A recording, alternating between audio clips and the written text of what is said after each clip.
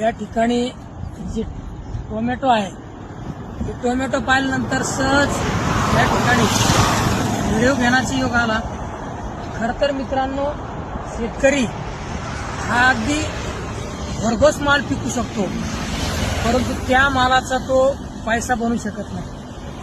मित्रांनो, शेतकरी हा असा आहे की तो कच्चा माल लागन तेवढा बनवतो, लागन तेवढा उत्पादन करतो, परंतु त्याच्याच मालावरती प्रक्रिया करून गलिलट्ट होणारी माणसंही आज आपण जवळून पाहतो।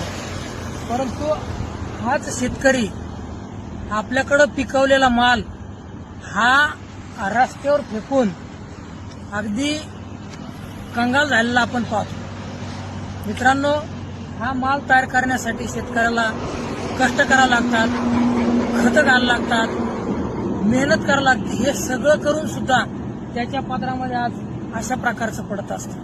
परंतु हाच माल जर शेतकऱ्याने प्रक्रिया करून तंत्रज्ञान हस्तगत करून तो जर बऱ्यापैकी कच्च्या मालाचं रूपांतर पक्क्या मालात जर केलं आणि असे जर तंत्रज्ञान त्याच्या हातात जर आलं तर माल पिकवण्याची जी कौशल्य आहे ते पणाला लागेल आणि अशा प्रकारचं जे नुकसान होणार आहे।